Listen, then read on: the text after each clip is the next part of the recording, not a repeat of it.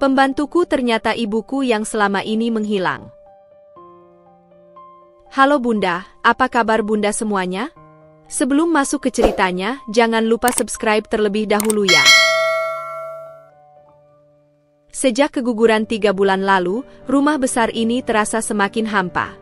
Dinding-dindingnya yang dulu memantulkan suara tawa kini memantulkan kesunyian yang menyesakkan. Kadang aku duduk berjam-jam di ruang tengah, hanya memandangi jendela yang menghadap ke taman, berharap ada sesuatu yang bisa mengisi kehampaan di dalam diriku.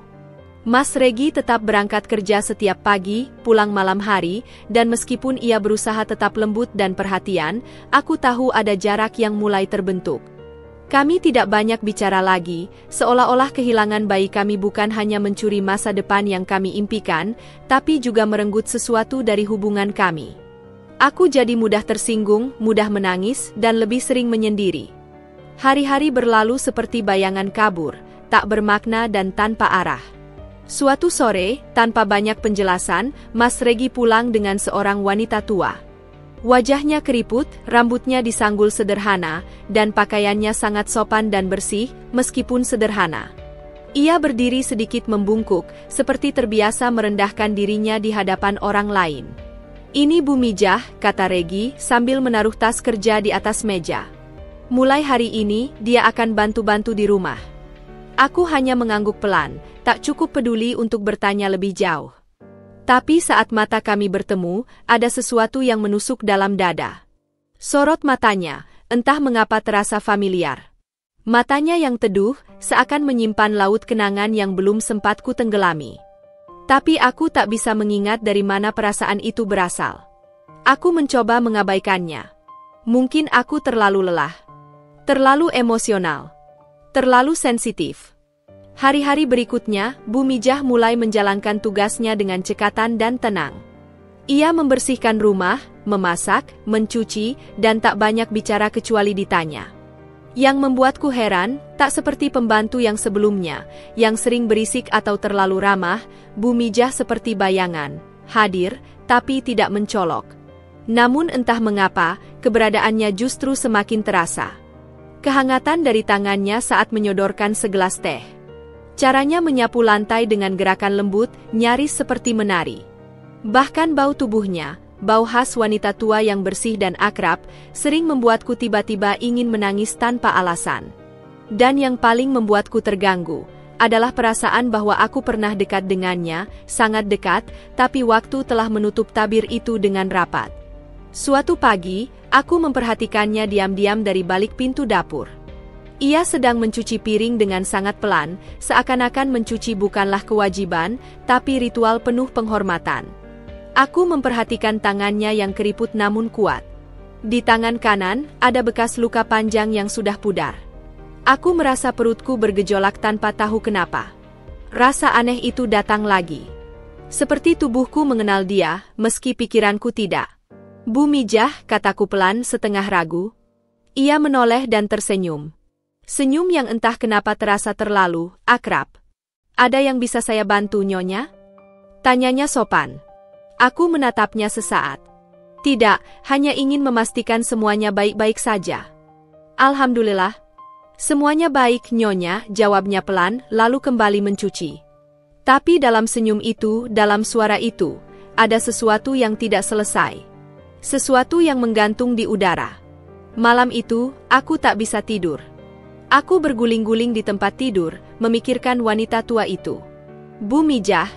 Siapa sebenarnya dia? Mengapa kehadirannya membuatku merasa seperti anak kecil lagi? Seperti aku sedang menunggu seseorang membacakan dongeng sebelum tidur. Tapi dongeng itu tak pernah datang.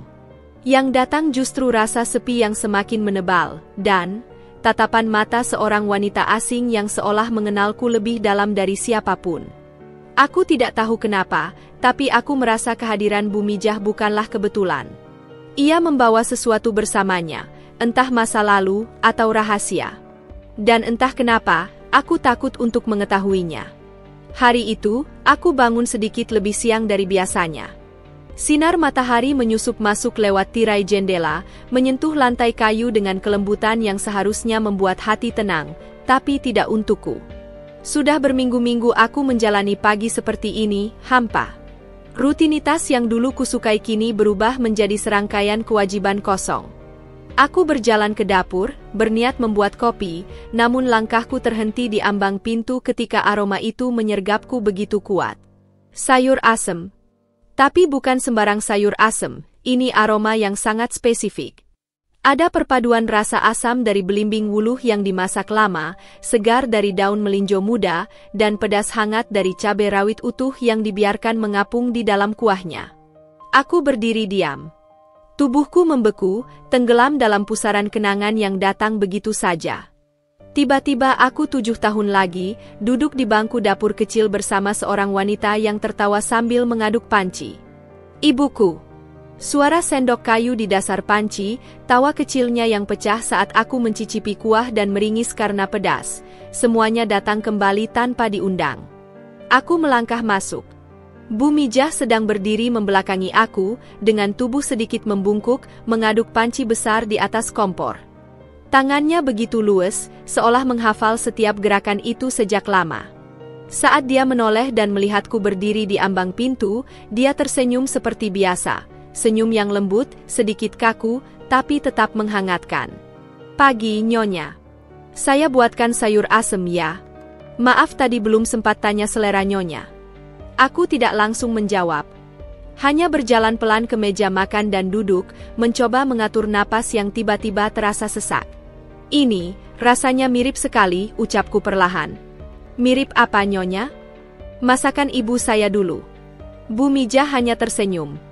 Ia meletakkan semangkuk sayur asem di hadapanku, lalu kembali ke dapur, pura-pura sibuk merapikan dapur padahal tidak ada yang perlu dirapikan. Aku mencicipinya. Rasa itu, Tuhan, itu rasa yang sama. Tidak mirip. Sama. Terlalu sama. Seolah ini bukan hasil kebetulan, tapi masakan dari tangan yang pernah menghidangkannya padaku bertahun-tahun lalu. Aku menoleh ke arahnya. Ibu saya meninggalkan saya sejak saya kecil. Tapi masakan ini, hanya dia yang bisa membuatnya begini. Ia menunduk sedikit, lalu menjawab dengan nada datar, saya belajar dari orang tua saya, Nyonya. Masakan kampung. Tapi ini bukan sekadar masakan kampung. Ini spesifik. Bahkan tak banyak orang tahu cara memakai daun salam kering seperti ini dalam sayur asem. Ia tidak menjawab. Hanya menatap sendok kayu di tangannya, seolah disitulah jawabannya berada. Aku memaksakan tawa kecil, meski ada gumpalan emosi di tenggorokanku. Aneh ya, bagaimana satu rasa bisa membawa kita pulang pada masa lalu. Rasa tidak pernah bohong Nyonya, katanya lirih. Ada jeda panjang. Hening yang tebal menggantung di antara kami. Untuk sesaat, aku ingin bertanya lebih jauh. Ingin memaksa jawaban. Tapi aku tidak tahu harus mulai dari mana. Dan Bu Mijah pun seperti membangun tembok yang tak bisa kutembus. Ia sopan, ramah, hangat, tapi terlalu berhati-hati. Seolah menyembunyikan sesuatu yang rapuh, yang tidak boleh disentuh. Sejak hari itu, aku mulai memperhatikan masakannya. Tiap hidangan yang ia sajikan seakan punya benang merah dengan masa kecilku. Oseng tempe kecap, bubur kacang hijau dengan santan kental, bahkan cara ia menghidangkan nasi putih dengan potongan timun yang disusun seperti bunga, semuanya membangkitkan rasa yang sama, nostalgia bercampur kehilangan. Dan yang paling membuatku terusik, bukan karena ia bisa membuat masakan ibuku. Tapi karena rasa itu, rasa yang menempel pada lidah dan hati, membuatku merasa seperti anak kecil yang pernah dicintai dan ditinggalkan.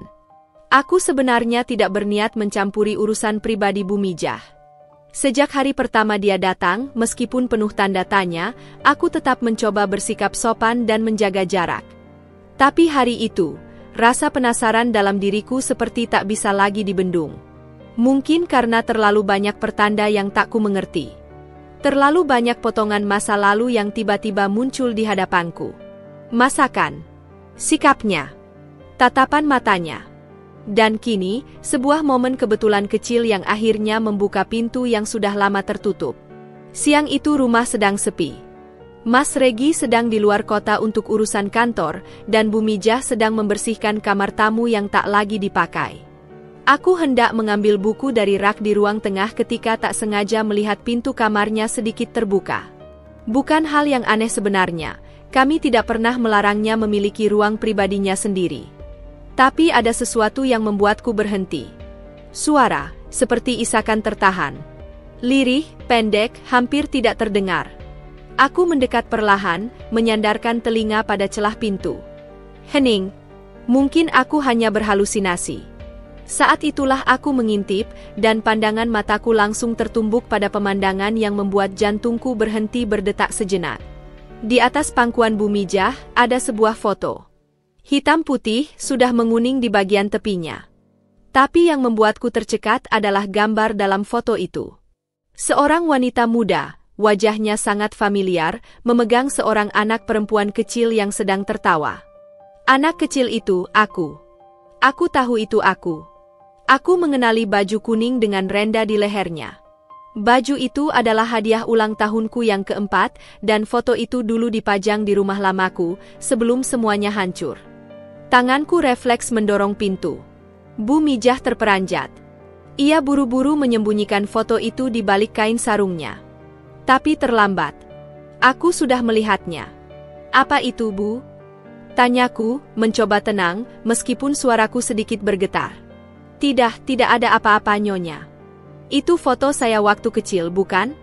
Dia menunduk. Hanya kenangan lama. Maafkan saya. Kenangan lama? Bagaimana bisa Anda punya foto saya waktu kecil? Itu tidak masuk akal. Dia menggenggam erat ujung kain sarungnya, menunduk begitu dalam seolah ingin menghilang dari pandanganku. Tangannya gemetar. Tapi bibirnya tetap terkatup rapat. Aku menatapnya lama, mencoba membaca ekspresi di wajahnya, mencoba menembus kabut yang selalu ia bangun antara dirinya dan aku. Tapi saat itu, dia tidak memberikan celah sedikit pun. Wajahnya kosong. Seperti tanah kering yang sudah terlalu lama tidak disentuh air. Apakah Ibu kenal keluarga saya?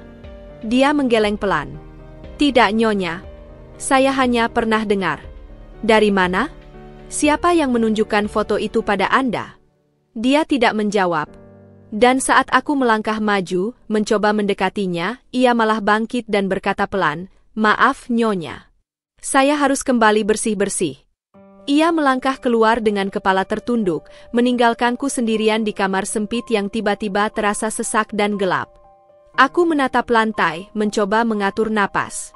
Ada sesuatu yang sangat salah di sini. Bukan hanya karena foto itu muncul entah dari mana. Tapi karena aku melihat ekspresi di wajahnya, sebelum ia sadar aku melihat. Tatapan penuh rindu dan luka. Seperti seseorang yang sedang menatap bagian paling berharga dari hidupnya yang telah hilang. Malam itu aku tidak bisa tidur. Aku memandangi langit-langit kamar seperti orang linglung. Foto itu terus-menerus muncul di kepalaku. Kenapa dia punya foto itu? Bagaimana mungkin? Aku mulai mencurigai segalanya. Mas Regi, yang dari awal tampak terlalu tenang soal kehadiran Bumijah.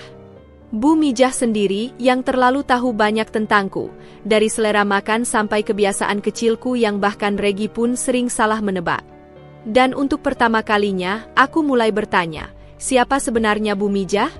Sejak kejadian foto itu, pikiranku tak pernah benar-benar tenang. Rasanya seperti hidupku berubah menjadi potongan-potongan teka-teki yang tidak cocok satu sama lain. Aku mulai memperhatikan segalanya dengan cara yang berbeda. Gerak-gerik Bumijah, bagaimana dia memperlakukanku, tatapan matanya yang sesekali terlihat sangat penuh. Tapi bukan hanya itu. Yang paling membuatku gelisah adalah perubahan sikap Regi.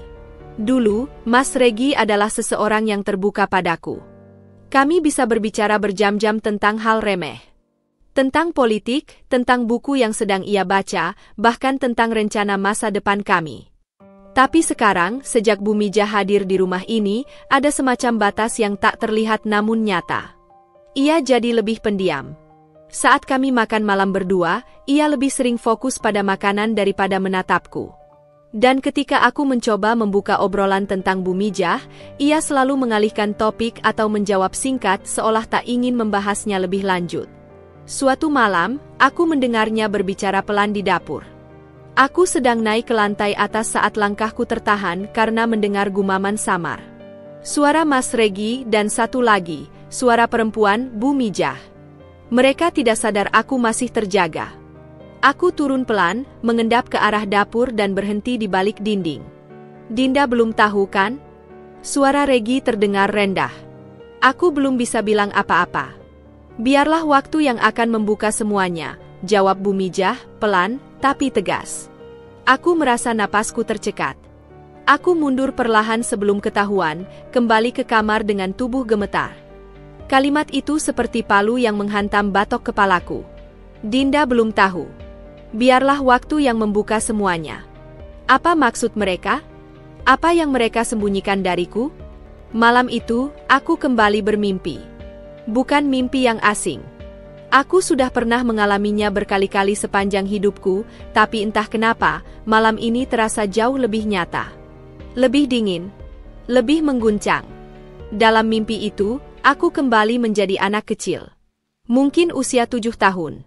Duduk sendiri di bangku taman kecil di depan rumah lama kami, rumah yang kini hanya tersisa dalam kenangan. Angin sore menerpa wajahku, dan aku menatap jalan setapak sambil menunggu.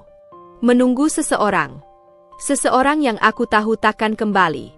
Dan benar saja, seperti biasa, adegan itu muncul. Seorang wanita, aku tahu dia ibuku, meskipun wajahnya selalu samar. Langkahnya cepat, panik, membawa tas besar di tangan dan wajah tegang yang jarang kulihat di dunia nyata. Ia berlutut di hadapanku. Menggenggam kedua pundakku. Bibirnya bergerak, tapi suara yang keluar selalu terdengar seperti bisikan dari ruang tertutup. Kamu harus kuat, Dinda.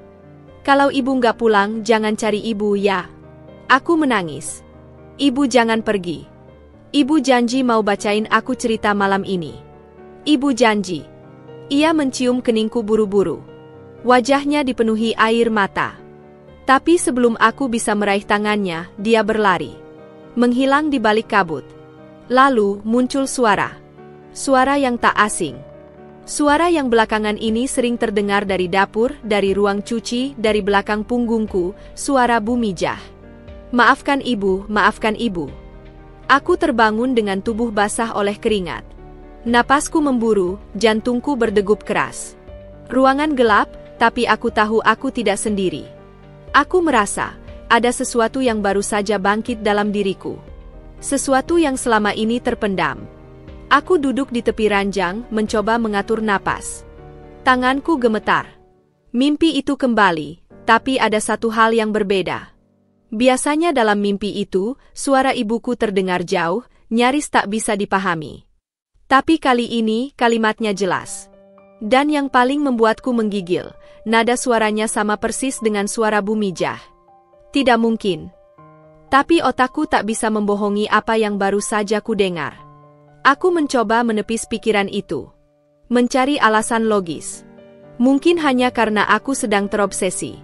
Mungkin karena aku baru tahu Bu Mijah punya foto lamaku.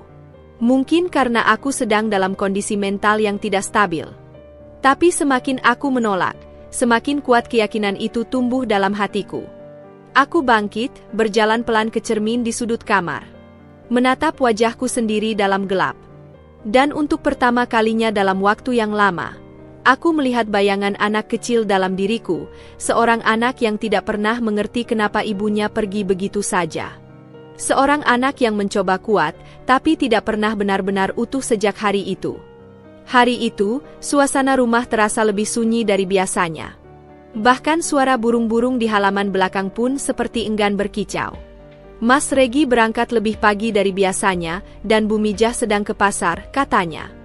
Tapi entah kenapa, naluriku mengatakan inilah waktu yang tepat, waktu untuk menjawab semua pertanyaan yang bergemuruh di kepalaku.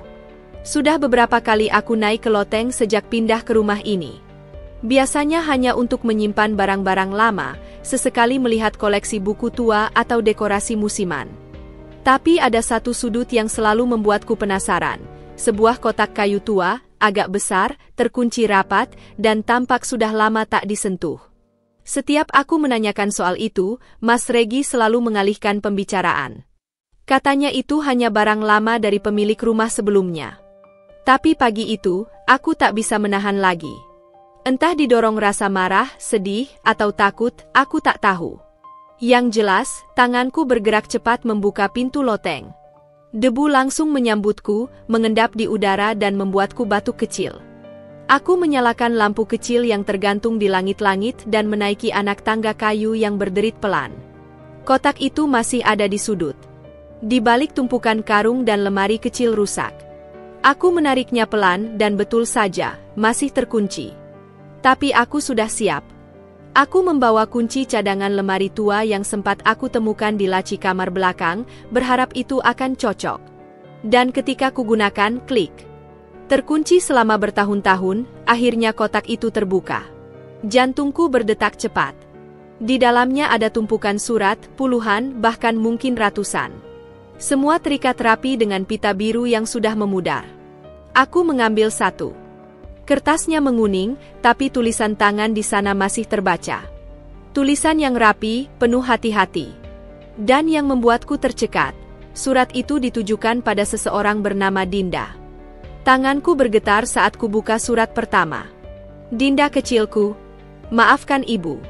Dunia ini tidak sebaik yang kita bayangkan. Kadang cinta harus bersembunyi agar orang yang kita cintai bisa hidup tenang. Aku menutup surat itu buru-buru, napasku tercekat. Lututku lemas dan aku terduduk di lantai loteng yang dingin. Ini tulisan ibuku. Betty. Ibuku yang pergi ketika aku berusia 7 tahun. Surat ini ditulis untukku. Tapi mengapa tersimpan di sini? Siapa yang menyimpannya? Aku membuka surat lain. Hampir semua ditulis dalam jeda waktu berbeda. Ada yang dari tahun 2001, 2005, bahkan sampai 2020. Surat-surat itu berisi pengakuan, rindu, rasa bersalah, dan harapan. Ibu bercerita bahwa ia terus mengikutiku dari jauh. Bahwa ia ingin kembali, tapi tidak bisa. Ia takut kehadirannya hanya akan menyakitiku lebih dalam. Ia takut aku membencinya. Dan ia menyebut seseorang, nama yang membuat darahku berdesir, Regi. Dalam salah satu surat yang lebih baru, ibuku menulis bahwa ia bertemu dengan seorang pemuda yang katanya akan menjadi pendampingku. Bahwa ia menitipkan harapan agar Regi bisa menjagaku, dan suatu saat, menyampaikan siapa dirinya yang sebenarnya. Mataku memanas. Tenggorokanku tercekat. Rasanya seperti baru saja menggali makam emosi yang selama ini kukubur dalam-dalam. Jadi, semua ini bukan kebetulan. Kehadiran Bu Mijah. Sikap aneh Regi. Surat-surat ini. Kotak itu bukan hanya menyimpan lembaran kertas, tapi juga kebenaran yang nyaris terhapus waktu. Kebenaran tentang seorang ibu yang memilih pergi bukan karena tak sayang, tapi karena terlalu mencintai. Kebenaran tentang luka lama yang disembunyikan di balik senyuman lembut seorang wanita tua yang diam-diam selalu memperhatikanku. Dan saat aku menoleh ke pintu loteng, aku melihat bayangan seseorang berdiri di sana. Tubuhku menegang. Itu, Bu Mijah. Dia berdiri diam. Tak berkata apa-apa. Tapi matanya, ya Tuhan, matanya merah, basah, dan penuh luka. Aku menggenggam surat itu erat. Tidak tahu harus marah, menangis, atau memeluknya. Yang pasti, dunia yang kupijak tak lagi sama. Malam itu, rumah kami seolah terbelah menjadi dua dunia yang saling bertabrakan. Dunia kenyataan dan dunia kebohongan yang selama ini aku tempati tanpa sadar. Sejak aku menemukan surat-surat itu di loteng, pikiranku tak bisa diam. Setiap kata dalam surat itu terasa seperti serpihan kaca yang menghujani isi kepalaku. Terlalu banyak luka, terlalu lama disembunyikan. Aku duduk di ruang tengah, menunggu. Tangan menggenggam setumpuk surat yang telah kuhimpun dalam map bening. Mata menatap jam dinding yang berdetak seolah mempermainkan kesabaranku. Ketika akhirnya suara mobil Mas Regi terdengar di depan rumah, napasku mulai tak teratur. Aku tahu malam ini akan jadi malam yang panjang, malam di mana semuanya akan pecah. Dia masuk dengan wajah lelah seperti biasa. Tapi ekspresinya berubah saat melihatku duduk menunggunya dalam diam. Ia menatap map di pangkuanku, lalu kembali menatapku, mencoba tersenyum tipis. "Kamu belum tidur?" tanyanya, mencoba ringan. Aku tidak menjawab. Hanya menyodorkan map itu kepadanya. Ia ragu, lalu duduk di seberangku dan membukanya. Ketika ia membaca nama Dinda yang tertulis di setiap amplop, aku melihat tatapannya berubah. Wajahnya pucat. Aku menemukannya di loteng, kataku pelan, tapi tajam. Kamu mau jelasin sesuatu, Mas? Regi menghembuskan napas berat, menutup map itu perlahan seolah sedang menutup pintu rahasia yang selama ini ia sembunyikan dariku. Dinda, aku bisa jelaskan. Jelaskan? Sudah terlambat untuk itu. Suaraku meninggi, pecah oleh amarah dan air mata. Kamu tahu semuanya. Dari awal. Kamu tahu siapa Bu Mijah. Kamu tahu dia ibuku. Dan kamu bohong selama ini. Regi berdiri, berjalan mondar-mandir. Aku nggak bohong. Aku cuma bingung harus gimana. Bingung? Aku bangkit dari kursi. Kamu menikahiku, kamu tinggal serumah denganku, dan kamu membiarkan aku hidup bersama ibuku sendiri tanpa tahu siapa dia sebenarnya. Kamu pikir aku apa? Boneka? Dia mendekatiku, mencoba menyentuh bahuku, tapi aku menepisnya. Dinda, dengar aku dulu. Enggak. Potongku. Aku capek dengar alasan. Aku yang hidup dalam ketidaktahuan, aku yang dihantui masa lalu, aku yang mimpi buruk tiap malam karena kehilangan seseorang yang seharusnya paling menjagaku, dan kamu malah jadi bagian dari kebohongan itu. Aku melakukan ini karena ibumu memohon. Dia datang padaku bahkan sebelum kita menikah. Waktu aku masih pacaran sama kamu. Dia cerita semuanya, Dinda. Dia bilang dia cuma mau ada di dekatmu. Tanpa menyakiti. Tanpa memaksa masuk ke hidupmu. Dan kamu percaya begitu saja.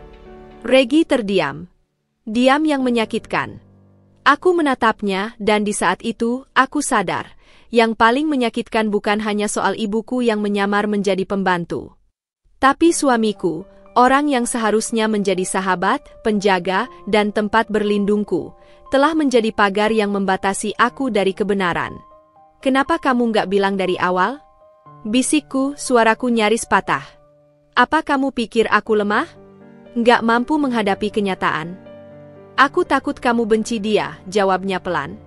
Aku takut kamu benci aku.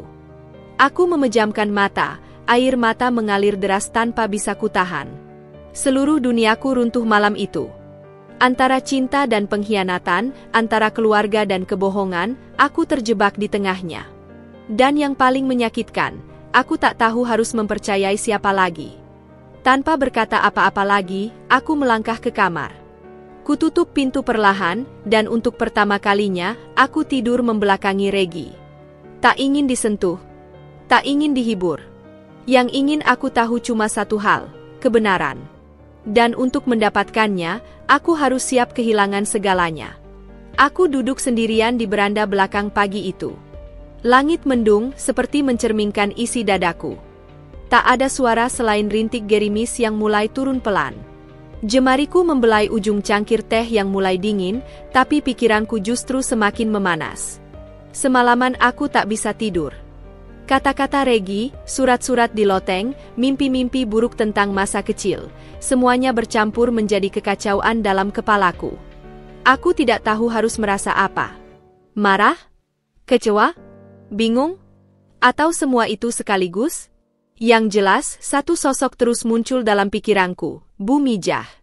Wanita tua itu sedang menyapu halaman ketika aku memanggilnya. Ia menoleh pelan, lalu berjalan mendekat. Langkahnya pelan, penuh kehati-hatian, seolah tahu bahwa yang akan terjadi bukanlah percakapan biasa. Bu Mijah, suaraku parau. Duduklah. Ia menurut. Matanya tidak menatapku langsung. Ada ketakutan yang tak bisa ia sembunyikan. Aku menggenggam sesuatu di tangan, selembar surat dari loteng, surat yang paling menyakitkan dari semuanya. Aku menyodorkannya padanya. Apa ini tulisan ibu? Dia menatap surat itu. Diam cukup lama. Lalu, perlahan, anggukan kecil mengonfirmasi segalanya. Dan bersamaan dengan itu, air mataku tumpah begitu saja. Kenapa? Kenapa ibu melakukan semua ini? Suaraku bergetar. Kenapa pergi? Kenapa kembali seperti ini?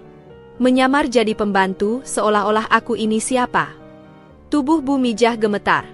Matanya mulai basah. Ibu nggak punya pilihan, Dinda. Ibu nggak bisa jadi ibumu lagi. Bukan setelah semua yang kulakukan. Aku menatapnya tajam. Lalu kenapa kembali? Ia menarik napas dalam-dalam. Waktu ibu pergi dulu, ibu terjerat hutang. Banyak. Orang-orang yang mengejarku bukan orang biasa. Mereka bisa menyakitimu. Ibu sudah terlalu banyak salah, dan satu-satunya cara ibu bisa melindungimu waktu itu adalah dengan menjauh. Kabur. Menghilang. Ibu pergi bukan karena ibu tak sayang, justru karena ibu terlalu sayang. Aku menggertakkan rahangku. Itu alasan klise, Bu. Puluhan tahun? Kau tahu seperti apa hidupku setelah itu? Kau tahu berapa kali aku menangis malam-malam tanpa tahu kenapa aku merasa begitu hampa? Kau tahu berapa kali aku iri pada anak-anak lain yang bisa peluk ibu mereka? Ia mengangguk, perlahan tapi pasti. Ibu tahu, karena ibu melihat semuanya dari jauh. Ibu ikuti perkembanganmu. Dari jauh. Saat kamu masuk sekolah, saat kamu wisuda, bahkan saat kamu menikah, ibu selalu ada, tapi ibu tak berani muncul. Mataku membelalak. Menikah? Kau hadir di pernikahanku? Ia mengangguk lagi, kini air matanya jatuh tak terbendung. Ibu di antara para tamu, berdiri paling belakang. Ibu hanya ingin melihat kamu bahagia. Itu saja cukup buatku. Dadaku sesak. Antara ingin memeluk dan ingin menamparnya, aku duduk membatu. Lalu aku bertanya dengan suara paling pelan dalam hidupku. Kenapa sekarang? Kenapa muncul lagi? Ia menunduk. Karena ibu pikir waktunya sudah cukup lama, dan kamu sudah cukup dewasa untuk mendengar semuanya. Tapi ibu tetap pengecut. Ibu tidak berani mengatakan yang sebenarnya. Maka ibu minta Regi bantu. Ibu bilang, biarkan ibu tinggal dekat kamu. Sebagai siapapun. Asal ibu bisa jaga kamu. Melihat kamu. Dan Regi, dia setuju. Kembali aku menangis. Tapi kali ini bukan karena marah. Tapi karena tubuhku tak sanggup menahan beban rindu yang ternyata tak pernah benar-benar padam. Dalam hatiku, sosok ibu selalu hidup, meski samar, meski menyakitkan. Dan sekarang, ia ada di depanku. Dalam wujud wanita tua yang menua dengan penyesalan. Kenapa tidak bilang dari awal? Tanyaku lirih. Ia memandangku, perlahan menggenggam tanganku. Karena ibu takut kamu membenciku. Dan mungkin memang kamu membenciku sekarang. Tapi ibu ingin kamu tahu, ibu tidak pernah berhenti menjadi ibumu. Bahkan saat ibu paling jauh sekalipun. Dan saat itu, aku melihat bukan lagi sosok pembantu tua. Tapi perempuan yang pernah menyanyiku lagu tidur, mengikat rambutku sebelum sekolah, mencium pipiku saat aku demam. Perempuan yang menghilang dan kini kembali, dengan luka yang sama besarnya denganku. Aku tak langsung memaafkannya. Tapi untuk pertama kalinya, aku membiarkannya menangis di hadapanku. Kami duduk berdua dalam hujan yang semakin deras, membiarkan air mata jatuh seiring rintik dari langit. Karena kadang, luka hanya bisa sembuh jika dua hati yang terluka bersedia saling membuka. Setelah pengakuan itu, segalanya menjadi kabur bagiku.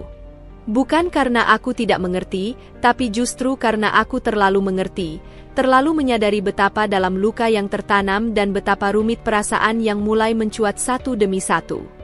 Aku merasa seperti sedang berdiri di tengah pusaran badai, semuanya bergerak, berputar, dan menyeretku tanpa kendali. Hari-hari setelahnya, aku menghindari Bu Mijah, atau Bu Betty, begitu seharusnya aku memanggilnya. Tapi aku belum sanggup. Mulutku terasa keluh setiap kali hendak menyebut kata ibu. Bukan karena aku membencinya, tapi karena aku takut ketika kata itu keluar, tembok yang kubangun bertahun-tahun akan runtuh seketika. Aku mengurung diri di kamar lebih sering dari biasanya. Menolak makan, menolak bicara dengan Regi, bahkan menolak membuka tirai jendela. Seisi rumah terasa seperti jebakan penuh kenangan dan kebohongan. Setiap sudut memantulkan bayangannya. Suara langkah kakinya di dapur, batuk pelannya, bahkan harum masakannya yang dulu menenangkan, kini membuat perutku mual. Satu malam, aku mendengar suara tangis tertahan dari dapur. Aku tahu itu dia. Duduk sendiri di kursi rotan, wajahnya terkubur di telapak tangan. Aku berdiri di balik pintu, tak berani masuk. Tapi juga tak tega pergi. Kenapa aku tak bisa membencinya sepenuhnya? Keesokan paginya, ia mencoba bicara. Membawakan aku sepiring bubur kesukaanku, bubur ayam dengan kerupuk udang dan sambal kacang buatan sendiri, seperti yang dulu sering ia buat ketika aku sakit saat kecil. Aku nggak lapar, kataku dingin, bahkan tanpa menoleh. Ia diam sejenak, lalu meletakkan piring itu di meja nakas. Kalau butuh apa-apa, panggil saja, katanya lirih. Lalu pergi. Aku menatap bubur itu lama. Aku tahu rasanya pasti enak. Aku tahu itu bentuk cintanya yang sederhana. Tapi yang ku tahu juga, cinta seperti itu tak bisa menghapus kenyataan bahwa ia meninggalkanku selama 20 tahun. Malam itu, Regi mencoba bicara lagi denganku. Tapi aku terlalu letih untuk mendengar. Aku cuma ingin kamu tahu, Din, katanya lembut, apapun keputusanmu nanti, aku akan tetap ada buat kamu. Tapi tolong, jangan tutup hatimu sepenuhnya. Dia mungkin terlambat, tapi dia kembali karena cinta. Aku menoleh padanya dengan mata merah. Cinta bukan alasan untuk pergi tanpa pamit, Mas. Regi mengangguk. Tapi juga bukan alasan untuk menolak seseorang yang ingin menebus kesalahan, kan? Aku tak menjawab. Karena aku tahu, bagian terdalam dari hatiku mulai retak. Ada bagian kecil yang ingin memaafkan. Tapi bayang-bayang kecilku, Dinda kecil yang menunggu ibunya pulang di ambang pintu, malam demi malam, terus menghantui. Ia berteriak, menjerit, menolak menerima bahwa wanita itu adalah ibunya. Aku tidak siap. Tidak hari itu. Jadi aku mendatangi Bu Mijah keesokan harinya. Ia sedang menjemur pakaian, tangannya gemetar saat melihatku datang. Aku nggak bisa, Bu, kataku tanpa basa-basi. Aku nggak bisa berpura-pura semuanya baik-baik saja. Aku masih terluka.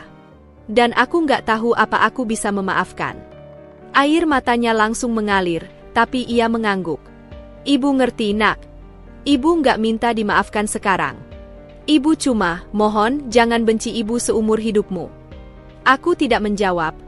Tapi aku berbalik dan melangkah cepat ke dalam rumah, menutup pintu perlahan. Di balik daun pintu itu, aku bersandar. Tangisku pecah tanpa suara. Karena kenyataan bahwa wanita yang paling lama aku rindukan, akhirnya kembali, justru menjadi luka yang paling sulit kusembuhkan. Hari itu, langit tampak terang, tapi dadaku tetap mendung. Rumah ini senyap, seperti ikut menyesap kecanggungan yang membeku di antara aku dan Bu Mijah, atau lebih tepatnya, Bu Betty. Sejak aku mengatakan padanya bahwa aku belum bisa memaafkan, ia menjaga jarak. Tak lagi mencoba mendekat. Tak lagi membawakanku sarapan. Tapi entah kenapa, justru keheningan itu membuat hatiku semakin nyeri. Regi tahu aku belum siap berbicara lebih jauh, jadi ia tidak memaksaku. Tapi diam-diam, ia meninggalkan sebuah kotak kecil di meja ruang kerja, dan berkata sebelum pergi ke kantor, kalau kamu sudah kuat, buka saja. Isinya, semua yang perlu kamu tahu. Awalnya aku tak tertarik. Kotak itu hanya tergeletak selama 2 hari tanpa kusentuh. Tapi malam ketiga, aku terbangun karena mimpi. Dinda kecil dalam mimpiku duduk sendiri di ruang tamu rumah lama kami, menatap pintu yang tak pernah terbuka. Matanya kosong, mulutnya tak mengucap apapun, tapi hatinya memekik rindu. Aku terbangun dengan napas tersengal dan air mata menetes ke bantal. Malam itu, aku duduk sendirian di ruang kerja. Lampu meja menyala kuning redup. Tanganku akhirnya menyentuh kotak kayu itu, membuka tutupnya dengan gemetar. Di dalamnya, puluhan amplop usang tersusun rapi. Semua bertuliskan nama, untuk Dinda. Aku membuka surat pertama. Tulisannya rapat, miring sedikit ke kanan, tulisan tangan ibu yang dulu pernah kulihat di buku menu dapur saat kecil. Jantungku berdetak tak menentu. Aku mulai membaca. Dinda sayang, maaf kalau ibu harus menulis surat ini, bukannya menemanimu langsung. Tapi ibu sedang sangat jauh, bukan hanya secara tempat, tapi juga waktu dan keberanian. Ibu menyesal pergi seperti itu. Tapi ibu lebih takut kamu disakiti oleh orang-orang yang memburuku. Maaf, Nak. Maaf ibu pengecut. Tanganku bergetar. Aku membuka surat kedua. Kali ini ditulis ketika aku ulang tahun ke-10. Hari ini ulang tahunmu, Dinda. Ibu titipkan boneka di warung depan sekolahmu lewat seseorang. Entah kamu tahu itu dari siapa atau tidak. Tapi ibu lihat kamu memeluknya pulang sekolah. Ibu menangis di balik pagar. Maaf, ibu nggak bisa bilang selamat langsung. Aku terisak. Boneka itu, aku ingat. Aku pikir hadiah dari ayah. Tapi ayah juga tak pernah mengaku. Aku bahkan menamainya Bu Awan karena warnanya putih dan lembut. Tak pernah kukira itu dari dia. Satu demi satu surat kubuka. Surat ketika aku masuk SMP, saat aku juara kelas, saat pertama kali patah hati. Ia tahu semuanya. Ia selalu mengikuti. Lewat kejauhan. Lewat orang-orang yang ia percaya. Bahkan ketika aku kuliah di luar kota, ia menitipkan uang saku tambahan lewat teman ayah kosku yang tak pernah kusebutkan namanya. Surat ke-12 membuatku terdiam lama. Di situ ia menulis, Dinda, ibu tahu kamu mungkin akan membenciku kalau suatu hari tahu siapa ibu sebenarnya. Tapi ibu rela. Asal kamu bahagia, ibu siap menjadi siapa saja, bahkan pembantu sekalipun. Yang penting, ibu bisa tetap melihatmu setiap hari. Dan di surat terakhir, tertanggal hanya beberapa minggu sebelum dia datang ke rumah kami sebagai Bumijah, ia menulis. Ibu tahu waktuku tidak panjang. Ibu sudah tua. Tapi sebelum semuanya berakhir, ibu ingin kau tahu bahwa ibu tidak pernah berhenti menyayangimu. Tidak sedetik pun. Jika Tuhan mengizinkan, biarlah aku mati sebagai ibumu. Bukan hanya sebagai orang asing yang numpang hidup di rumahmu. Surat itu jatuh dari tanganku. Tubuhku gemetar. Tangis tak tertahan lagi. Ruangan terasa terlalu sempit menampung semua perasaan yang meledak di dalam dadaku. Marah, rindu, kecewa, haru, cinta, dan luka bercampur jadi satu. Aku terisak sampai tertunduk di meja. Tak bisa bergerak. Tak sanggup bicara.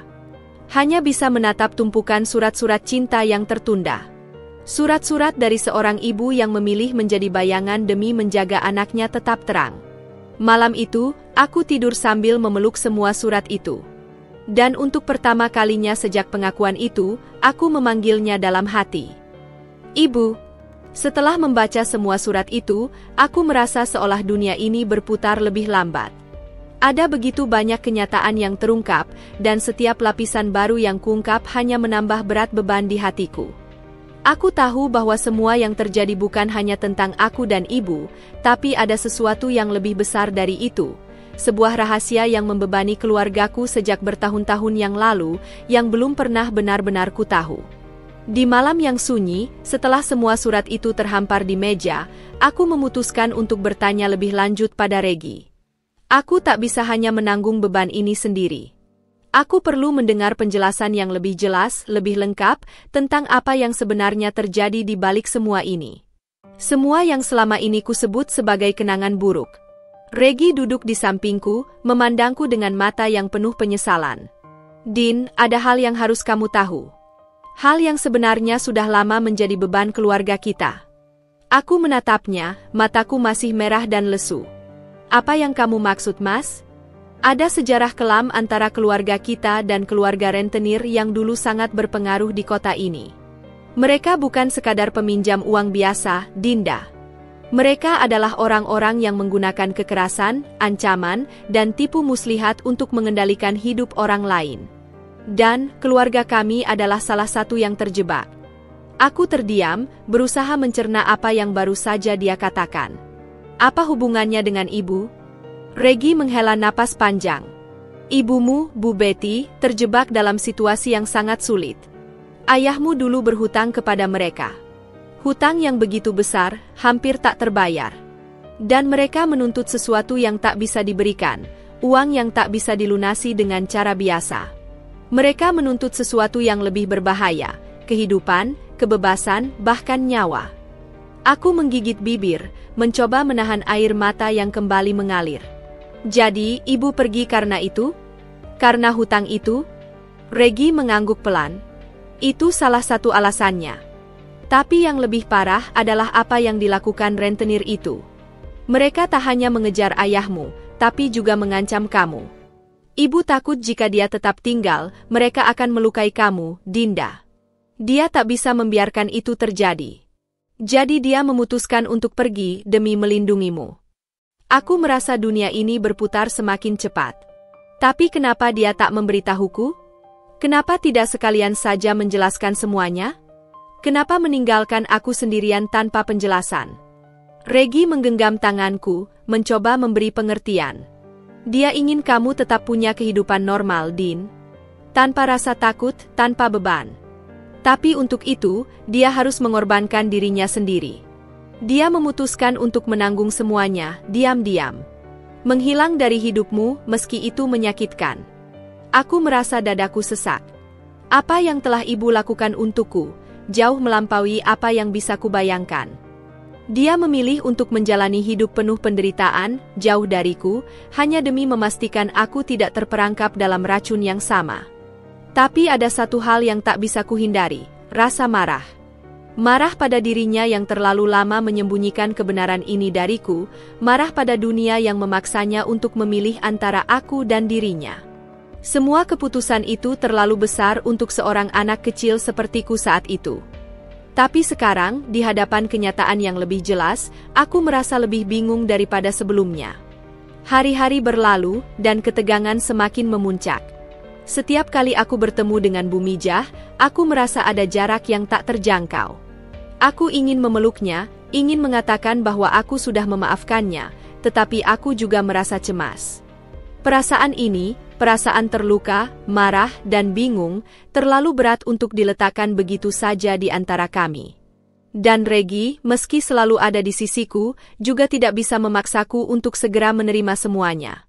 Suatu sore, ketika aku sedang duduk di ruang makan, ibu datang membawa segelas teh hangat.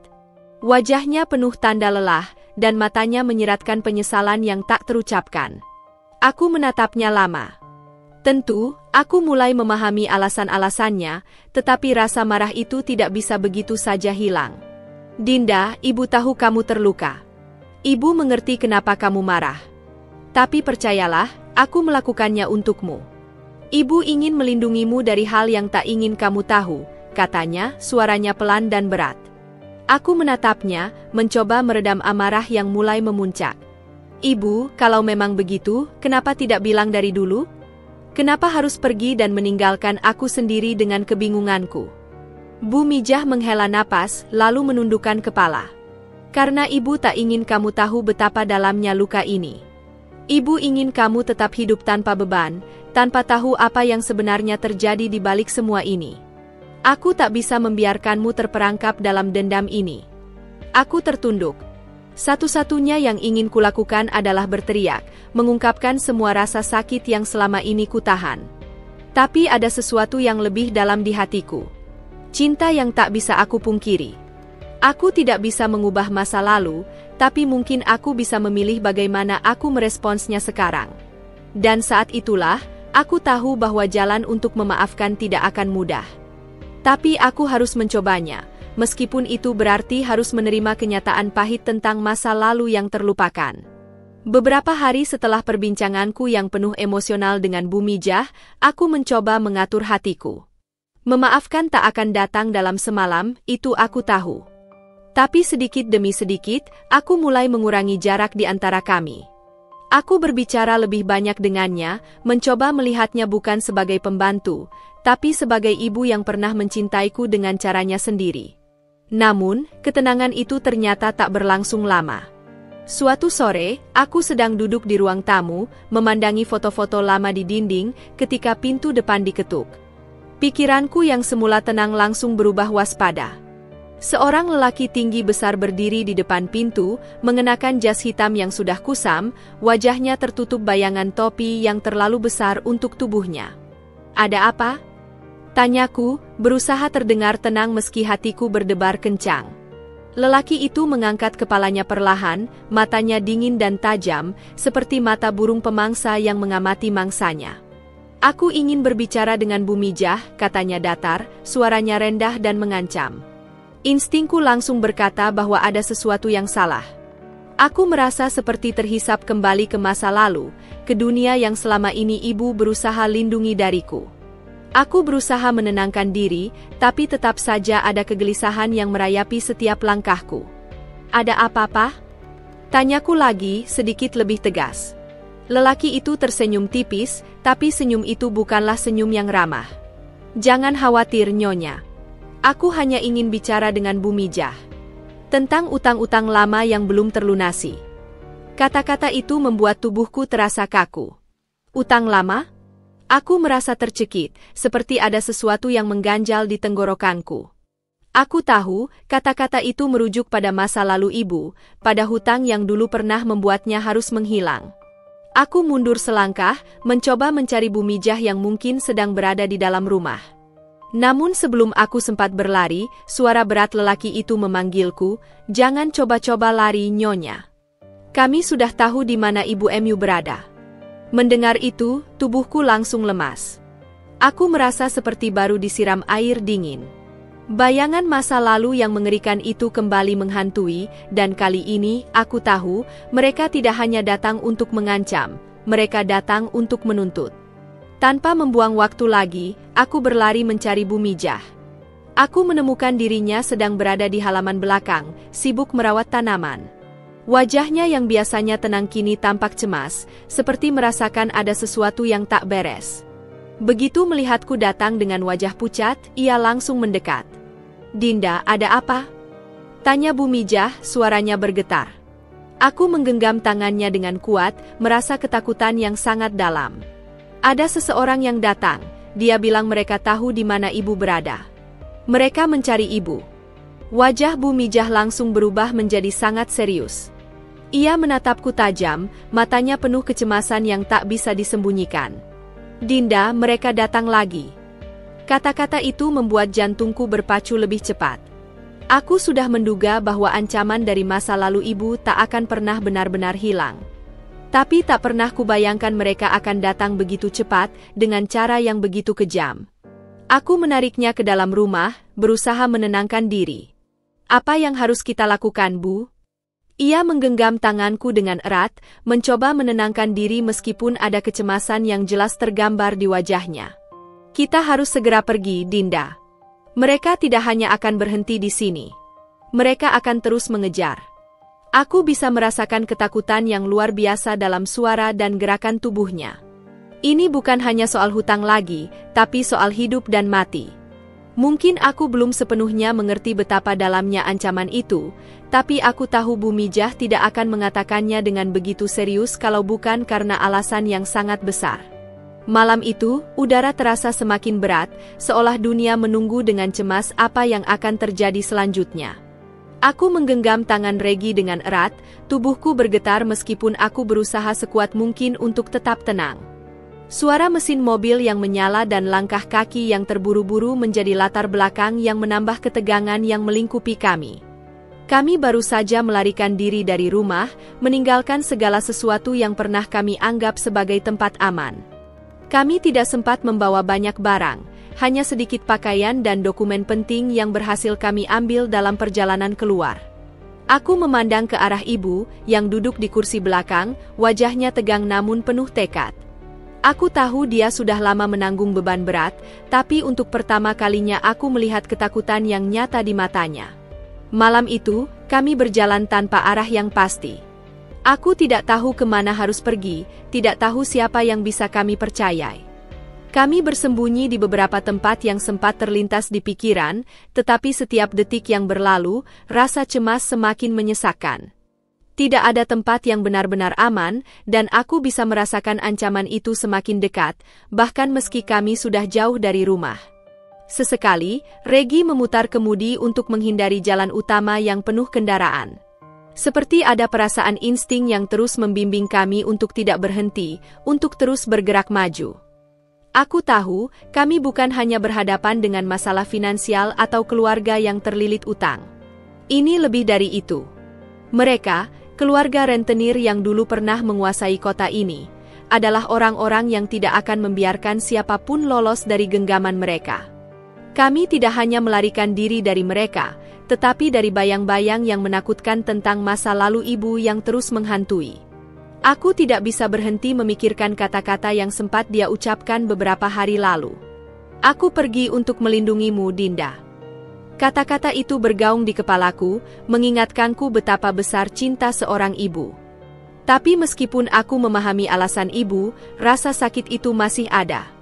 Aku masih merasa terhimpit oleh kenyataan bahwa ibu pergi tanpa memberitahuku yang sebenarnya, meninggalkanku dalam kegelapan tanpa penjelasan. Bagaimana mungkin aku bisa menerima bahwa selama ini aku telah hidup tanpa tahu apa yang sebenarnya terjadi? Aku merasakan sebuah jurang besar yang memisahkan kami, dan meskipun aku berusaha untuk memaafkannya, kenyataan itu terasa terlalu sulit untuk diterima. Dinda, aku tahu kamu marah padaku, suara ibu menginterupsi pikiranku. Tapi percayalah, apa yang kulakukan ini adalah yang terbaik. Ini demi keselamatanmu. Aku menoleh, melihat ibu yang duduk di kursi belakang.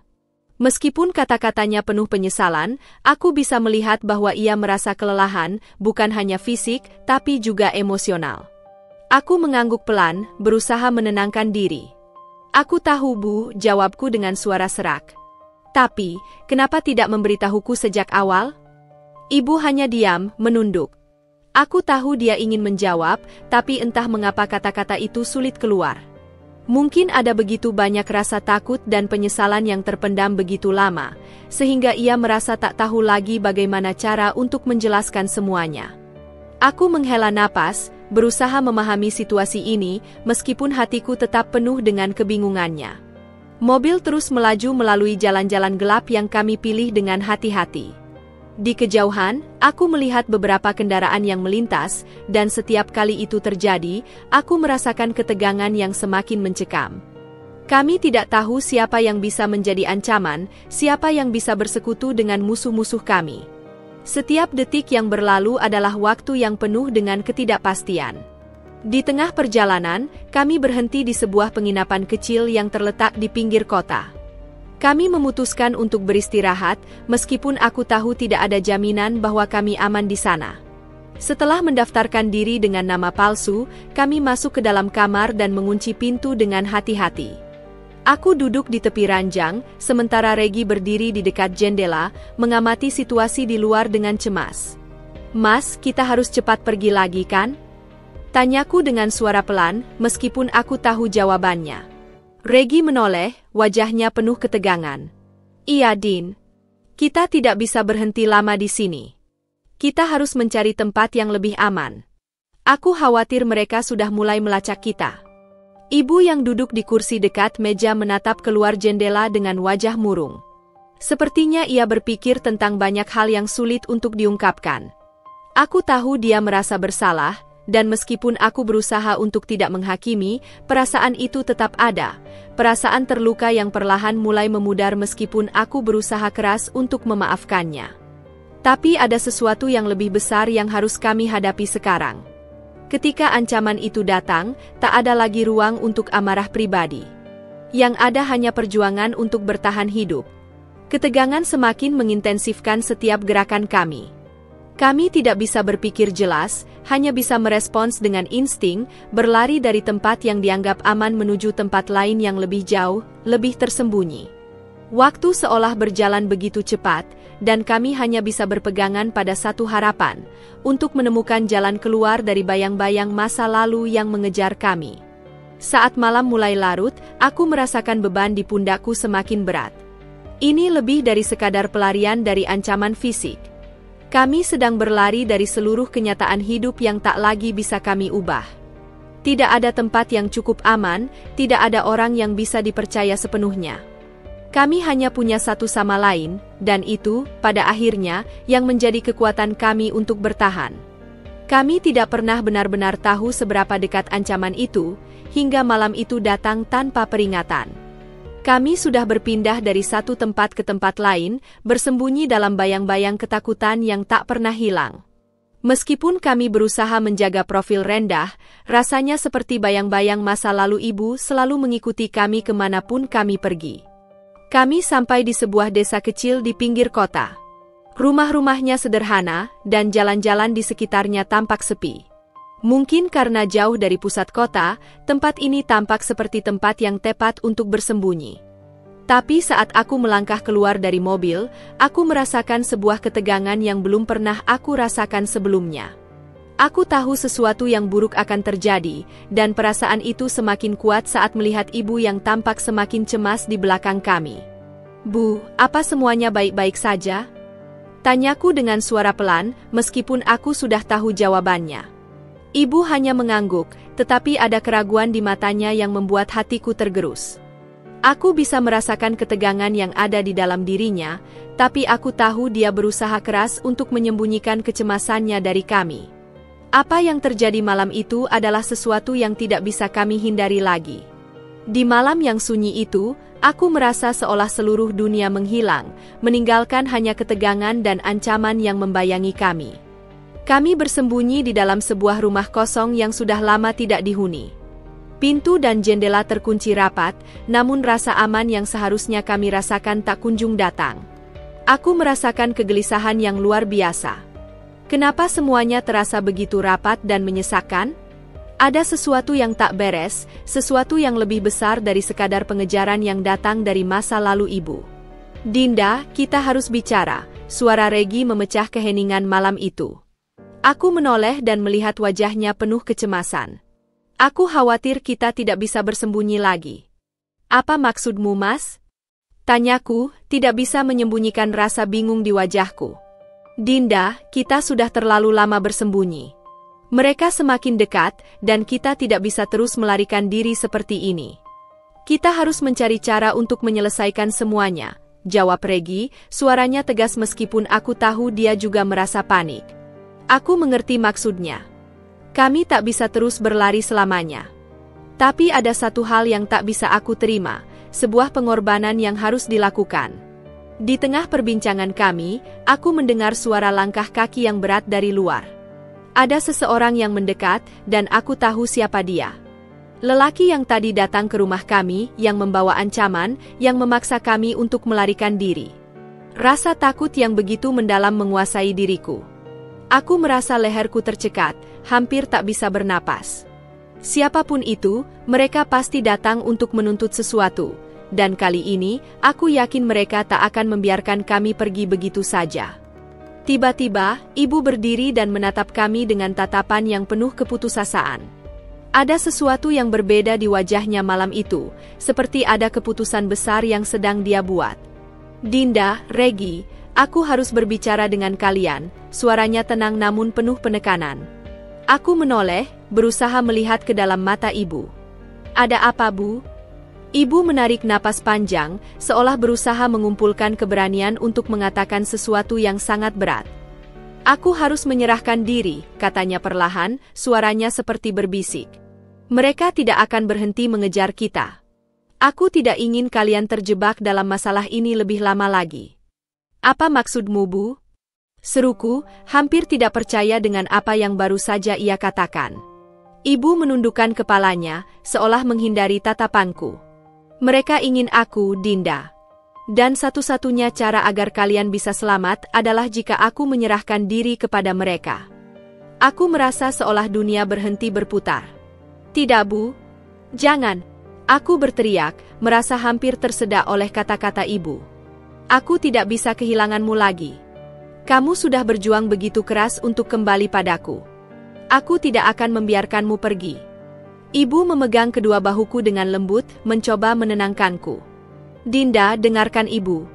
Kalau aku tetap di sini, mereka akan terus mengejar kalian. Mereka akan membuat hidup kalian menjadi lebih buruk. Aku tidak akan membiarkan itu terjadi.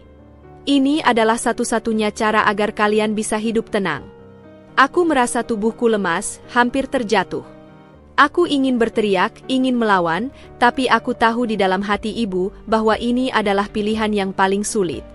Ibu bukan hanya memilih untuk menyelamatkanku, tetapi juga untuk menghentikan segala ancaman yang akan datang. "Tapi ibu, aku tidak bisa hidup tanpa kamu," ucapku dengan suara bergetar. "Aku tidak bisa. Aku tidak bisa membiarkanmu pergi lagi." Ibu menatapku dalam-dalam, mata kami saling bertemu, dan aku bisa melihat bahwa di balik tatapannya yang penuh kasih, ada perasaan yang lebih dalam. Kamu bisa, Dinda. Kamu sudah cukup kuat. Aku akan selalu ada di hatimu, di setiap langkahmu. Ini adalah pengorbanan yang ibu harus buat untuk kalian berdua.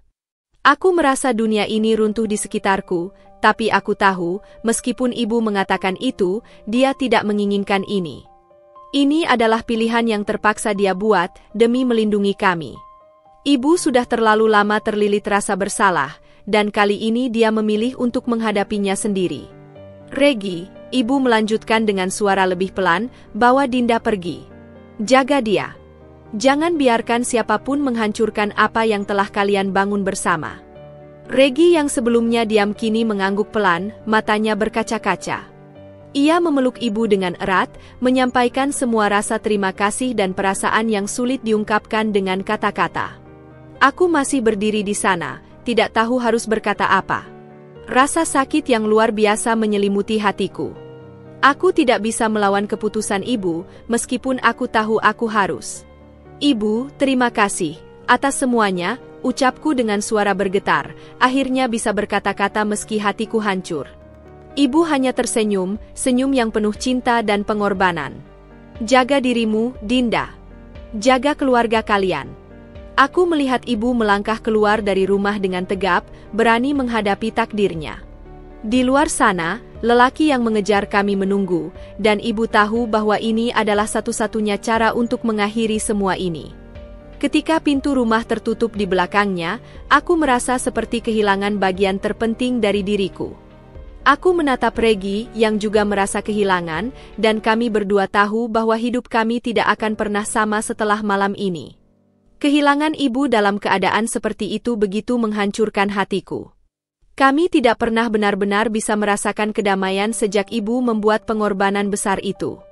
Ia pergi, meninggalkan kami dalam kegelapan, berusaha melindungi kami dengan cara yang paling sulit. Namun, meskipun pengorbanan itu menyakitkan, ada sesuatu yang membara di dalam diriku, sebuah tekad untuk mengakhiri semua ancaman yang telah menghancurkan hidup kami. Hari-hari setelah ibu pergi adalah masa-masa penuh kecemasan. Kami bersembunyi di tempat-tempat yang lebih aman, berpindah-pindah dari satu tempat ke tempat lain. Tetapi setiap kali kami berpindah, bayang-bayang rentenir itu seakan mengikuti kami. Aku tidak bisa tidur dengan nyenyak, pikiranku selalu melayang ke ibu, kepada pengorbanan yang telah ia lakukan untuk melindungi kami. Aku ingin melakukan sesuatu, ingin menghentikan rasa sakit yang terus menghantui kami. Pagi itu, ketika matahari mulai terbit dan cahaya lembut menyinari dunia luar, kami menerima kabar yang mengejutkan. Polisi menghubungi kami. Ternyata, pihak berwenang berhasil melacak dan menangkap kelompok rentenir yang telah mengancam ibu. Mereka telah diam-diam melacak jejak kami dan akhirnya menemukan tempat persembunyian ibu. Namun, bukan hanya itu. Mereka juga menangkap ibu, dan kali ini, ibu terluka parah. Aku tidak tahu apakah aku bisa merasa lega atau malah semakin terpuruk. Kami harus segera ke rumah sakit, kata Regi dengan wajah tegang. Ibu, kita harus menolongnya, Dinda. Aku mengangguk, meskipun hatiku terasa seperti terkoyak. Bagaimana bisa ibu yang baru saja mengorbankan dirinya demi kami kini berada dalam bahaya yang lebih besar? Aku merasa tak berdaya. Namun, aku tahu, saatnya untuk tidak hanya berdiam diri. Kami harus bertindak untuk menyelesaikan semuanya, untuk mengakhiri rasa takut yang telah membelenggu hidup kami. Kami segera menuju rumah sakit, di mana ibu dirawat dengan luka-luka serius. Saat kami sampai di sana, aku merasa seperti berada di ujung jurang. Begitu banyak yang harus diselesaikan. Begitu banyak yang belum kami hadapi. Di ruang rumah sakit, di antara deru napas dan suara peralatan medis, aku berdiri menunggu. Aku tidak tahu harus berdoa untuk apa, untuk kesembuhan ibu, atau untuk keadilan yang selama ini kami cari. Setelah beberapa lama, dokter keluar dan menghampiri kami. Wajahnya serius, dan aku bisa melihat betapa berat yang harus dia sampaikan. Kondisi ibu kalian sangat kritis. Luka-lukanya dalam, tetapi yang lebih mengkhawatirkan adalah kondisi jiwanya. Dia baru saja melewati banyak hal yang berat. Kami akan berusaha sebaik mungkin. Aku menggenggam tangan Regi erat-erat, merasa seolah dunia menekan kami lebih keras. Dokter, tolong selamatkan ibu. Kami tidak bisa kehilangan dia lagi. Ini semua sudah terlalu berat bagi kami. Dokter hanya mengangguk dengan wajah prihatin, lalu meninggalkan kami di ruang tunggu. Aku merasa bingung, tidak tahu harus berbuat apa. Semua yang terjadi seolah terlalu cepat dan terlalu sulit untuk dipahami. Ibu telah mengorbankan segalanya demi kami, dan kami tidak bisa hanya duduk diam menunggu.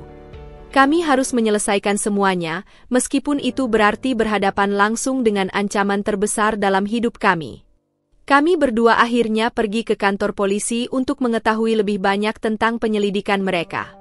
Di sana, seorang detektif yang menangani kasus kami, Pak Darto, menghampiri kami.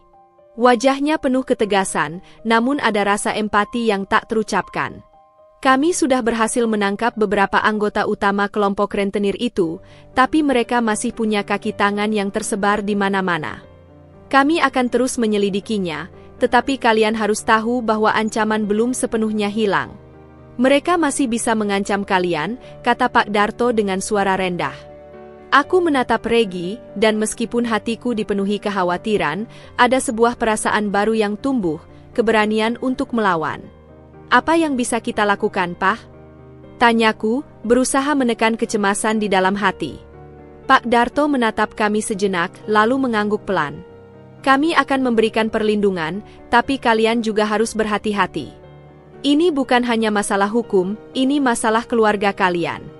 Kalau perlu, kami akan menyediakan saksi pelindung dan membuat perlindungan lebih ketat. Kami pulang ke rumah dalam diam. Sesampainya di sana, aku melihat seluruh rumah yang dulu terasa begitu aman, sekarang terasa asing dan penuh ketegangan. Di dalam hatiku, aku tahu bahwa perjuangan belum selesai. Kami masih harus menyelesaikan banyak hal, mengalahkan rasa takut, dan menghadapi apapun yang akan datang. Keesokan harinya, aku memutuskan untuk mengunjungi ibu di rumah sakit. Wajahnya tampak lelah, namun aku bisa melihat mata itu, mata yang sama seperti dulu, penuh dengan cinta dan penyesalan. Ketika aku duduk di sampingnya, ia mengangkat tangannya, mencoba tersenyum. Dinda, suaranya terengah-engah, penuh kelembutan meskipun tubuhnya terbaring lemah. Kamu sudah kembali? Aku menggenggam tangan ibu dengan erat, menahan air mata yang hampir tumpah. Ibu, aku di sini. Kami di sini. Maafkan aku, Bu. Aku tidak tahu apa yang terjadi, tapi aku ingin semuanya berakhir. Ibu menatapku dengan mata yang penuh makna, lalu mengangguk pelan. Dinda, kamu sudah besar. Kamu sudah bisa menghadapi dunia ini sendiri. Aku hanya ingin melindungimu. Aku menyesal karena harus pergi. Aku menyesal tidak memberitahumu semuanya sejak awal. Aku memeluk ibu dengan hati yang penuh perasaan campur aduk, marah, terluka, tapi juga penuh rasa syukur. Ibu, aku mengerti sekarang. Aku tahu kenapa ibu melakukan itu. Maafkan aku juga, Bu, yang belum bisa memahami. Aku mencintaimu. Ibu tersenyum meskipun lemah. Aku mencintaimu juga, Dinda. Teruslah hidup dengan baik. Ini adalah akhir dari semuanya. Kami berdua diam sejenak, meresapi kata-kata itu. Ibu mungkin tidak akan pernah kembali sepenuhnya seperti dulu, tetapi kami telah melewati masa-masa paling sulit dalam hidup kami. Kami akan terus maju bersama sebagai keluarga. Seiring berjalannya waktu, penyelidikan atas kelompok rentenir itu semakin berkembang. Mereka yang terlibat akhirnya dijerat dengan pasal-pasal yang berat. Perlahan, ancaman itu memudar. Keamanan yang kami butuhkan datang bersama dengan penegakan hukum yang adil. Ibu, meskipun tidak pulih sepenuhnya, akhirnya bisa kembali ke rumah kami, di tengah kasih sayang dan kehangatan keluarga. Kami tidak akan pernah melupakan pengorbanannya. Kami telah melewati cobaan yang luar biasa, tetapi kami tetap bersama, lebih kuat dari sebelumnya. Aku menatap ke depan, dan meskipun masa lalu kami penuh dengan luka, kami kini berusaha untuk menulis kisah baru, kisah yang penuh harapan dan kebahagiaan. Kami bisa memulai lagi. Kami bisa hidup dengan tenang. Keluarga kami yang sempat hancur, kini kembali utuh. Dan itu adalah kebahagiaan yang tak ternilai harganya. Hari-hari di rumah sakit itu berlalu dengan lambat, penuh dengan keheningan dan kekhawatiran.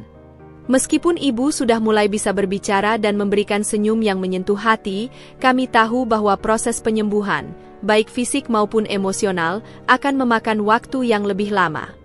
Aku selalu berada di sampingnya, memegang tangannya yang kini lebih kurus, dan berusaha menciptakan kenangan baru bersama, meskipun segala sesuatu yang telah terjadi masih membekas dalam hati kami. Regi, meskipun terlihat kuat di luar, selalu tampak cemas. Wajahnya sering terlihat serius, dan aku tahu dia juga berjuang dengan perasaannya sendiri. Kami semua merasa terperangkap dalam lingkaran ketidakpastian, di mana masa depan kami terasa kabur, dan banyak hal yang belum kami selesaikan. Namun, di tengah semuanya itu, ada satu hal yang mulai jelas: kami perlu berbicara. Kami perlu menyelesaikan semua yang telah mengganjal di antara kami, terutama antara aku dan ibu. Kami sudah melalui begitu banyak hal, tetapi ada banyak luka dalam hati yang perlu diobati. Hari itu, setelah ibu menjalani perawatan rutin dan para dokter memberinya izin untuk keluar dari rumah sakit, aku memutuskan untuk membawa ibu ke taman yang ada di dekat rumah kami. Sebuah tempat yang pernah menjadi saksi tawa kami di masa kecil, ketika aku dan ibu sering berkeliling di sana, duduk di bangku taman, dan berbicara tentang segala hal. Aku berharap tempat itu bisa memberi kami sedikit ketenangan dan ruang untuk berbicara dari hati ke hati. Kami duduk berdua di bangku taman yang terletak di bawah pohon besar, tempat yang sering kami kunjungi dahulu. Angin sore yang sejuk berhembus pelan, dan daun-daun yang berguguran menambah ketenangan yang kami butuhkan. Aku memandang ibu, yang kini tampak lebih tenang meskipun masih terbayang kelelahan dan kesakitan di matanya. Kami berdua diam sejenak, membiarkan suasana mengisi ruang di antara kami. Ibu, suaraku serak, dan aku merasa sesak di dada. Aku ingin bicara tentang semuanya. Ibu menoleh padaku, matanya penuh perhatian. Aku juga, Dinda, jawabnya dengan lembut. Aku tahu banyak hal yang belum pernah kita bicarakan. Aku ingin menjelaskan semuanya padamu. Aku ingin kita saling mengerti. Aku menarik napas dalam-dalam, mencoba menenangkan diri. Selama ini, aku merasa seperti ada dinding yang memisahkan aku dan ibu. Dinding yang dibangun oleh rasa sakit, penyesalan, dan perasaan terabaikan. Tetapi kini, dengan semua yang sudah kami lalui, rasanya waktunya telah tiba untuk menghapus dinding itu, untuk membangun kembali hubungan kami yang retak. Ibu, aku marah pada ibu, kataku, suaraku hampir tak terdengar. Aku marah karena ibu pergi meninggalkanku waktu itu. Aku merasa sendirian, seperti tak ada yang peduli padaku. Aku tidak tahu apa yang terjadi dan mengapa ibu harus pergi begitu saja tanpa memberitahuku. Aku merasa seperti ibu membiarkanku berjuang sendiri. Ibu menunduk, dan aku bisa melihat air mata menggenang di matanya. Dinda, aku tahu betapa beratnya semuanya. Aku tak pernah bermaksud untuk membuatmu merasa seperti itu. Aku ingin sekali berada di sampingmu, tapi keadaan memaksaku untuk pergi. Ada banyak hal yang harus aku hadapi waktu itu, dan aku tidak ingin kamu ikut terjebak dalam masalah yang lebih besar. Aku pergi karena aku tidak ingin kau terluka lebih dalam lagi. Aku merasa hatiku terobek mendengar penjelasan ibu. Aku selalu berpikir bahwa ibu meninggalkanku dengan begitu saja, tanpa alasan yang jelas. Ternyata, aku salah. Ibu pergi bukan karena dia tidak mencintaiku, tetapi karena dia sangat mencintaiku. Dia memilih untuk pergi agar aku bisa aman, jauh dari ancaman yang datang pada kami. Ibu, aku tidak tahu kalau ibu menghadapi semua itu sendirian. Aku hanya melihat sisi ibu yang kuat, yang selalu berusaha memberikan yang terbaik untukku, kataku sambil menggenggam tangannya dengan erat. Aku marah, Bu. Tapi aku juga rindu. Rindu pada masa-masa kita bersama. Aku rindu cara ibu memelukku, cara ibu membuatku merasa aman. Air mata mulai mengalir di wajah ibu, dan aku merasakan kesedihan yang sama. Semua kebingungan dan rasa sakit yang terpendam dalam hati kami akhirnya terungkap. Kami telah menanggung beban masing-masing tanpa saling mengerti. Kini, saatnya untuk melepaskan rasa sakit itu, dan menerima kenyataan bahwa kami berdua telah melalui perjalanan yang penuh cobaan. Ibu juga rindu, Dinda, suara ibu terdengar lirih. Aku sangat merindukanmu. Aku tidak pernah berhenti memikirkanmu. Setiap hari, aku selalu berharap suatu saat bisa kembali padamu.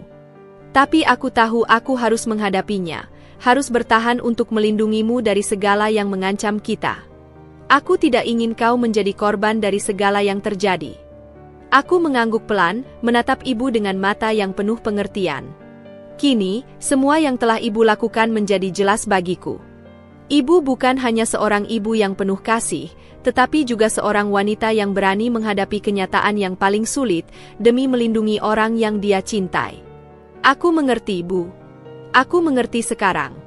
Aku tidak tahu kalau itu semua begitu sulit untukmu, ucapku, suaraku penuh dengan kelegaan yang terpendam. Aku minta maaf karena tidak memahami dulu. Aku marah, tapi itu hanya karena aku takut. Aku takut kehilangan ibu lagi. Ibu tersenyum, meskipun senyum itu masih terselip kesedihan. Kamu tidak perlu minta maaf, Dinda. Aku yang seharusnya minta maaf karena membuatmu merasa begitu. Tapi sekarang, kita sudah di sini. Kita bisa mulai lagi. Aku akan selalu ada untukmu seperti dulu. Kami berdua terdiam sejenak, menikmati ketenangan yang kami temui setelah berbicara dari hati ke hati. Tidak ada lagi rasa marah yang menyakitkan. Tidak ada lagi perasaan yang terpendam di dalam hati kami. Yang ada hanya pengertian dan kasih sayang yang tumbuh kembali, menguatkan kami untuk menghadapi masa depan bersama. Setelah lama tidak berpelukan, akhirnya aku memeluk ibu dengan erat, seperti yang dulu kami lakukan. Aku merasa aman, merasa bahwa kami telah kembali, lebih kuat dan lebih utuh dari sebelumnya. Kami tidak bisa mengubah masa lalu, tapi kami bisa mengubah cara kami menghadapi masa depan. Kami bisa mulai membangun kembali hubungan kami dengan dasar cinta dan pemahaman yang lebih dalam. Aku mencintaimu, Bu, ucapku dengan suara penuh kasih sayang. Ibu juga mencintaimu, Dinda. Selalu, jawab ibu dengan suara yang hangat, penuh ketulusan. Kami duduk di bangku taman itu, berdua, tanpa kata-kata lagi. Tetapi kali ini, kami tidak merasa kesepian. Kami tahu bahwa kami telah menemukan kembali jalan kami, jalan yang akan membawa kami ke kehidupan yang lebih baik, lebih damai, dan penuh harapan. Hari-hari setelah pertemuan di taman itu mulai memberikan kedamaian yang kami idam-idamkan. Meskipun perjalanan kami penuh dengan luka dan kesedihan, ada rasa harapan baru yang mulai tumbuh di antara kami. Ibu akhirnya kembali ke rumah kami setelah keluar dari rumah sakit, meskipun kondisinya masih rapuh. Namun, meski tubuhnya masih lemah, semangat ibu terlihat lebih kuat dari sebelumnya. Begitu banyak hal yang telah terpendam di hatinya, begitu banyak perasaan yang akhirnya bisa terungkap. Semua yang kami hadapi kini terasa seperti sebuah babak baru, di mana kebersamaan kami sebagai keluarga kembali terjalin. Hari pertama ibu kembali ke rumah terasa aneh.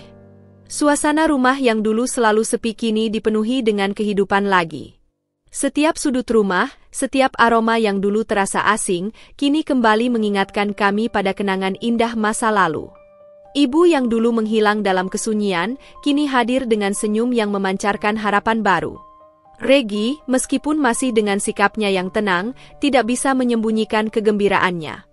Aku melihat bagaimana dia memandang ibu dengan tatapan yang penuh rasa syukur. Mungkin, selama ini dia juga merindukan kebersamaan ini, meskipun tidak pernah mengatakannya. Kami bertiga, akhirnya kembali bersama, seperti dulu. Tidak ada lagi rahasia yang menyelubungi kami, tidak ada lagi ketegangan yang menghalangi langkah kami. Malam itu, setelah makan malam yang sederhana namun penuh kehangatan, kami duduk bersama di ruang keluarga. Ibu duduk di kursinya yang nyaman, sementara Regi dan aku duduk di seberangnya. Kami berbicara dengan santai, seolah tidak ada beban yang harus kami pikul lagi. Ada sesuatu yang menyenangkan dalam kebersamaan itu, sesuatu yang belum pernah kami rasakan begitu lama. Aku merasa seperti kembali ke rumah, kata ibu, suaranya lembut, tapi ada kehangatan yang terasa dari setiap kata. Ini adalah rumah kita, Dinda. Tempat kita mulai lagi. Aku menatap ibu, merasa seolah waktu berhenti sejenak. Semua yang pernah terjadi, semua perasaan sakit yang mengisi hidup kami, kini terasa seperti bayangan yang semakin pudar. Ibu benar, Ini adalah rumah kami, rumah yang akan selalu menjadi tempat kembali, tidak peduli apapun yang terjadi. Kami telah kembali, meskipun banyak yang harus kami perbaiki, banyak yang harus kami bicarakan, kami akan melangkah bersama, sebagai sebuah keluarga. Sejujurnya, aku merasa lega, kata Regi setelah beberapa saat terdiam. Aku tahu kita belum sempurna, tapi setidaknya kita bersama. Itu yang paling penting. Ibu mengangguk, matanya yang lembut penuh dengan pengertian. Kadang-kadang, kita harus melewati banyak cobaan untuk menghargai apa yang kita punya. Aku tahu aku telah membuat banyak kesalahan, tapi aku berjanji, Dinda, aku akan selalu ada untukmu sekarang.